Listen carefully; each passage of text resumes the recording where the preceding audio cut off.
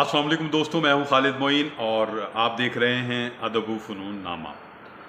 आज अदब व फ़नून नामे में हम एक किताब की रुनमाई का ज़िक्र करने जा रहे हैं और उसमें एक बड़ी दिलचस्प नोक झोंक के हवाले से भी आपको बताएंगे। कराची प्रेस क्लब एक ज़ाहिर है कि ऐसा इदारा है जिसकी अपनी एक तारीख़ है और आज़ादी सहाफ़त के हवाले से उसकी अपनी एक जद्दोजहद की भी तारीख़ है। और उसमें जो अदबी तकरीबात हैं वो भी बहुत यादगार तकरीबात हुई हैं। तनक़ीदी इजलास भी हुए हैं, किताबों की रुनमाइयाँ भी हुई हैं, मुशायरे भी हुए हैं और बड़े मुशायरे भी हुए हैं। इन दिनों येश खानज़ादा साहब मारूफ़ शायर हैं, तंज़-ओ-मिज़ाह भी लिखते हैं, संजीदा कलाम भी लिखते हैं। वो इसके चेयरपर्सन हैं अदबी कमेटी के, और कमेटी है उसमें ख़ासे अहम लिखने वाले शामिल हैं। खैर, किस्सा मुख्तसर ये कि एक किताब जो बलूचिस्तान के एक नौजवान शायर की किताब मिट्टी की दुआ, इसकी तकरीबन रुनमाई गुज़िश्ता शाम में कराची प्रेस क्लब के ऑडिटोरियम में मुनक़िद हुई। इसकी सदारत मुमताज़ शायर अफ़ज़ाल अहमद सैयद साहब ने फरमाई और उसमें मुक़र्रीन में तनवीर अंजुम साहिबा मौजूद थी। उसके अलावा डॉक्टर सलमान सरवत मौजूद थे और ये खाकसार मौजूद था। निज़ामत नौजवान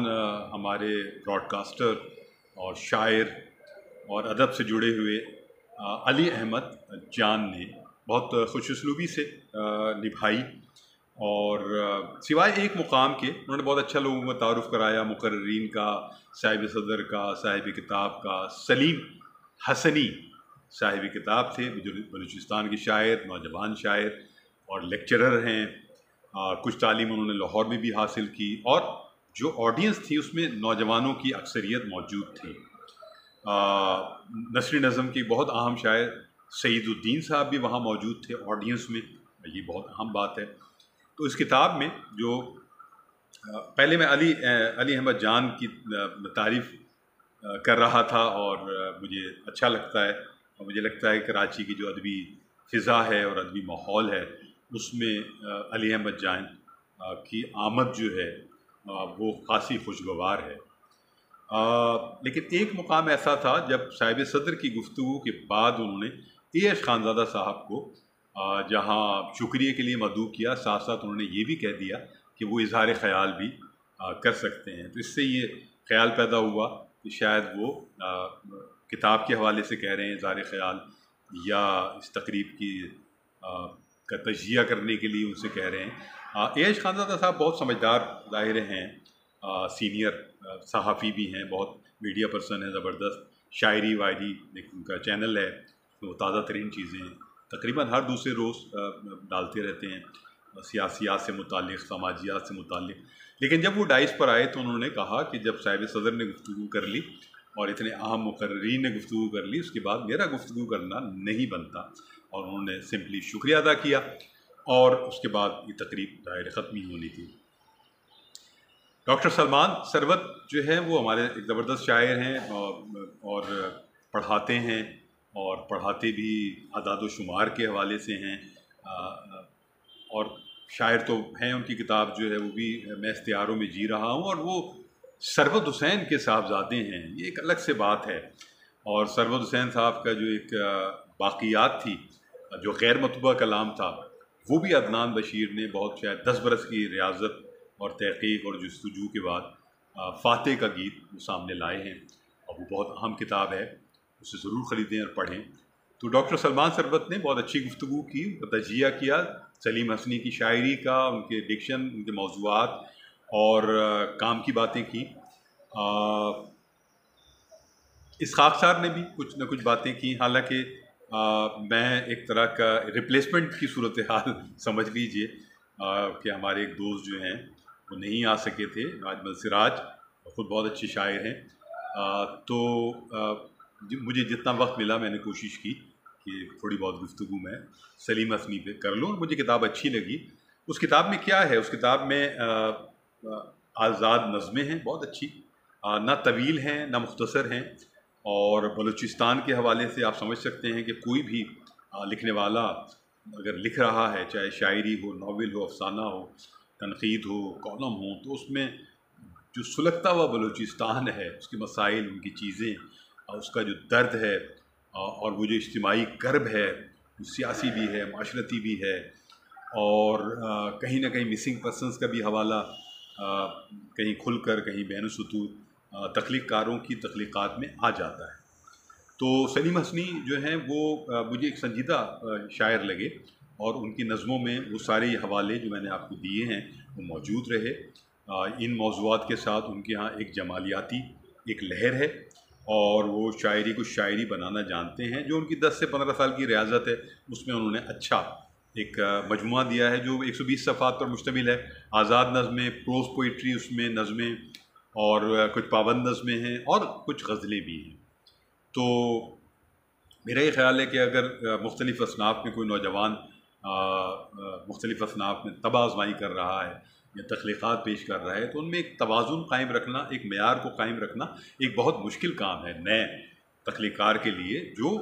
بہت خوش اسلوبی سے نبھایا سلیم حسنی نے۔ اور مٹی کی دعا جو ہے، یہ ظاہر ہے یہ بھی ایک استعارہ ہے، اور بلوچستان کی مٹی ہے،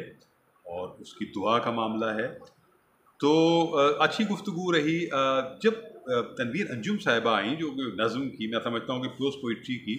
اور نظم کی بہت اعلیٰ شاعرہ ہیں، اور کراچی میں یا پورے پاکستان میں یا پوری اردو دنیا میں جو بہت نمایاں ترین شاعرات ہیں ان میں، اور سنجیدہ شاعرات، ان میں تنویر انجم صاحبہ کا شمار ہوتا ہے۔ اور عذرا عباس اور تنویر انجم، مجھے یہ دو شاعرات ایسی لگتی ہیں۔ کشور ناہید بھی اپنی جگہ ہیں، لیکن یہ دو شاعرات ایسی ہیں جنہوں نے بہت اہم موضوعات پر تسلسل کے ساتھ نظمیں لکھی ہیں، اور بہت اہم نظمیں لکھی ہیں۔ تو جب وہ آئیں اور انہوں نے گفتگو کا آغاز کیا، تو اس میں کہیں کہیں انہوں نے کوئی ایسی باتیں بھی کہہ گئیں جو کہ اب ہمارے ہاں تقریب رونمائی جب ہوتی ہے کوئی بھی، اس میں عام طور پر گفتگو کرنے والے، مضامین پڑھنے والے ایک تعریفی اور توصیفی انداز تو اختیار کرتے ہیں، لیکن تنقیدی کوئی بھی زاویہ، پہلو یا نقطہ بیان کرنے سے گریز کرتے ہیں۔ یہ بالکل ایک عجیب سا معاملہ ہو گیا ہے۔ اور اگر کوئی ایسا نقطہ بیان ہو جائے تو وہ جو سامعین ہوتے ہیں، جو ان سے محبت کرتے ہیں صاحب کتاب سے، اس محبت میں وہاں آتے ہیں، تو ان کو گراں گزرتا ہے، اور ان کے دوستوں کو گراں گزرتا ہے، اور خود صاحب کتاب کو بھی بہت گراں گزرتا ہے۔ اور یہی دلچسپ صورتحال 27 جولائی 2022 کو کراچی پریس کلب کے آڈیٹوریم میں تقریب رونمائی مٹی کی دعا کے موقع پر دیکھنے میں آئی۔ یہ بہت زیادہ کشیدگی کا معاملہ نہیں تھا، بہت دلچسپ سی نوک جھونک ہوئی، اور تنویر انجم صاحبہ نے جب وہ گفتگو کے لیے آئیں تو انہوں نے ظاہر ہے تعریف کی، اور کہا کہ یہ شاعری ہے، اور تازہ کار نوجوان کی شاعری ہے جو اپنی طرف متوجہ کرتی ہے۔ لیکن انہوں نے کہا کہ نظمیں جو ہیں، ان کے عنوانات جو ہیں، وہ نظموں کے پہلے مصرعے یا سطر سے لے لیے گئے ہیں، جس سے نظم کی جو وسعت ہے اور وہ جو اس کی گہرائی ہے یا گہرائی ہے، اس پر شاید تھوڑا سا اثر پڑتا ہے۔ ان کا کہنے کا مقصد شاید یہ تھا کہ نظموں کے عنوانات الگ سے سوچے جانے چاہیے تھے، اور ان کو رکھا جانا چاہیے تھا۔ اس کے علاوہ جو ایک سب سے اہم نظم اس مجموعے کی ہے، مٹی کی دعا کی، خواب تلاشی، جو ذکر میں بھی آئی اور گفتگو میں بھی آئی، اس میں انہوں نے ایک حوالہ ایسا دیا جو کہ ایک انگریزی ناول کا تھا، اور اس سے کہیں یہ شائبہ پیدا ہوا، اور اس میں بھی یہی ہے کہ خوابوں کی تلاشی کا ہی ایک عمل ہے۔ اس سے یہ شائبہ پیدا ہوا کہ کیونکہ خود سلیم حسنی جو ہیں وہ بھی انگریزی ادب ہی پڑھا رہے ہیں، انگریزی ادب کے طالب علم بھی ہیں، اور ان کا مطالعہ یقیناً رہا ہوگا، تو یہ شائبہ پیدا ہوا کہ کہیں ایسا تو نہیں ہے کہ مرکزی خیال جو ہے وہ وہاں سے اس ناول سے سلیم حسنی نے اٹھا لیا اور اس سے اپنی ایک نظم بنا لی۔ تو یہ بات بھی بین السطور ہی ہوئی، اور ایک جگہ آ کر اور جو کہ بہت ذرا سا تھوڑا سا زیادہ دلچسپ صورتحال پیدا ہوئی، وہ تنویر انجم صاحبہ نے یہ کہا کہ ایک نظم میں انہوں نے اپنی محبوبہ کے لیے، یا اس نظم کا جو مرکزی کردار ہے جو لڑکی کا ہے، اس میں ان کو سلائی مشین کے حوالے سے سلائی مشین چلاتے ہوئے جو ہے وہ دکھایا گیا ہے یا پکارا گیا ہے۔ تو یہ ان کی فیمنسٹک جاگ گئی تنویر انجم صاحبہ کی۔ انہوں نے ایک دلچسپ پیرائی میں یہ بات کہی کہ شاید یہ نہیں ہونا چاہیے تھا، اس کی جگہ کو کتاب پڑھتے ہوئے وہ دکھا دیتے سلیم حسنی یا کچھ اور ایسا کوئی ایک جمالیاتی ایک پہلو آ جاتا۔ تو یہ بات جو ہے یہ بات بہت گراں گزری مجھے لگتا ہے۔ سلیم حسنی جب آئے وہاں اپنے مقام پر اور وہاں گفتگو انہوں نے کرنا چاہی، تو اس گفتگو میں انہوں نے یہ صاف طور پر کہا اور لگ بھی رہا تھا کہ وہ بہت زیادہ گفتگو کے آدمی نہیں ہیں۔ وہ گفتگو کے آدمی نہیں ہیں، لیکن انہوں نے بہت کم گفتگو کی، ظاہر ہے کچھ غزلیں اور نظمیں سنائی انہوں نے اپنی، مجھے کہا فرمائش بھی ہوئی، اور صاحب صدر نے بھی ایک نظم کی فرمائش کی، لیکن ساتھ ساتھ انہوں نے یہ بھی کہا کہ اگر مجھے کوئی لوہارن لڑکی مل جائے گی تو میں اس پر بھی نظم کہوں گا۔ اور اس کے علاوہ ایک وحیدہ رحمان پر ایک انہوں نے نظم سنانی چاہی، اور ساتھ ساتھ، اور وہ خاصی اچھی نظم تھی جو کہ جس میں کہ ہندی کے بہت خوبصورت الفاظ جو ہے انہوں نے اس میں استعمال کیے، اور اس کی تعریف صاحب صدر نے بھی کی، افضل احمد سید صاحب نے، لیکن وہ انہوں نے یہ باتیں ظاہر ہے کہ تنویر انجم صاحبہ کے حوالے سے یہ بھی کہا کہ میں نے وحیدہ رحمان پر ایک نظم کہی ہے، کہیں اس پر بھی اعتراض نہ کر دیں، باقاعدہ ایک طرح کا انہوں نے ان کو اشارہ بھی کیا، اور وہ یہ نہ کہیں کہ میں نے کسی اور اداکارہ پر کیوں نظم نہیں کہی، وحیدہ رحمان پہ ہی کیوں کہی ہے۔ تو وہ تھوڑا سا ایک لہجے میں ان کی ہلکی سی شرارت اور تلخی نظر آئی، اور اس پر جب وہ واپس آئے اور اپنی سیٹ پر بیٹھے تو تنویر انجم صاحبہ نے بہت ہی دوستانہ انداز میں مسکراتے ہوئے کہا کہ آپ نے تو ایسا لگتا ہے کہ دل پر لے لی بات۔ تو یہ ایک بڑی ایک دلچسپ وہاں صورتحال پیدا ہوئی، اور اس میں کوئی ایسی کشیدگی نظر نہیں آئی، لیکن وہ ڈس موڈڈ سلیم حسنی ضرور ہوئے، جو کہ شاید میرا خیال ہے، جہاں تک میرا تجزیہ ہے، کیونکہ میں وہاں موجود تھا اور ساتھ ہی بیٹھا ہوا تھا، تو وہ میرے خیال میں کچھ ایسا تنویر انجم صاحبہ نے کوئی ایسی بات نہیں کہی تھی جس پر کوئی اتنا جو بھی رد عمل پیدا ہوا وہاں سلیم حسنی صاحب کی طرف سے اور اس نوجوان شاعر کی طرف سے، شاید اتنا نہیں ہونا چاہیے تھا، اور ہمیں تھوڑا سا ضبط اور تھوڑا سا صبر کی عادت ڈالنی چاہیے،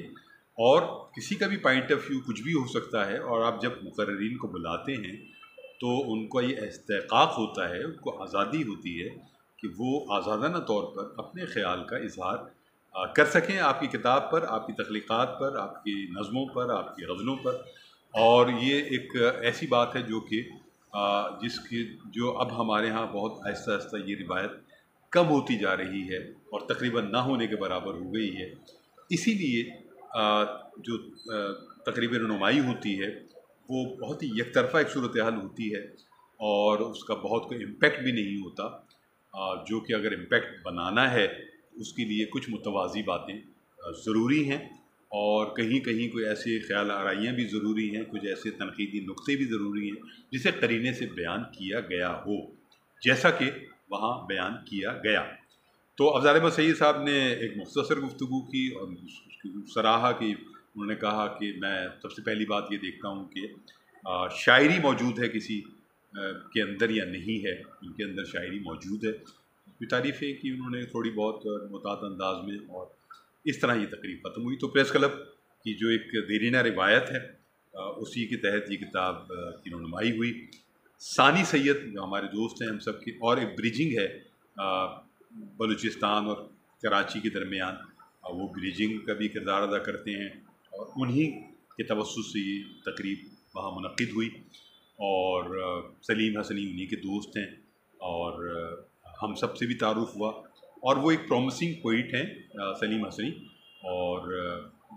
کے لیے دعا ہے اسی طرح لکھتے رہیں اور آگے بڑھتے رہیں۔ پہلی کتاب بڑی اہم ہوتی ہے، وہ ہمیشہ یاد رکھی جاتی ہے، خود شاعر کے لیے بھی اہم ہوتی ہے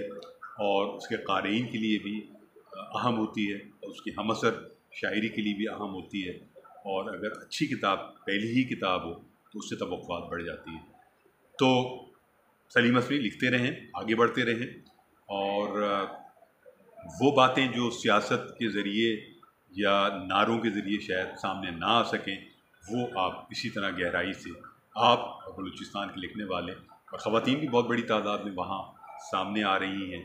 اور نئی نسل وہاں ایک بہت ہی مضبوط صورتحال میں سامنے آ رہی ہے۔ تو بلوچستان کی طرف بھی ہمیں توجہ دینے کی ضرورت ہے، تخلیقی ادبی طور پر، اور ان کو مدعو کرنا چاہیے کراچی کے مشاعروں میں، پنجاب کے مشاعروں میں، اور ان کی آواز کو سننا چاہیے، کیونکہ یہ آواز مؤثر ہے، گہری ہے،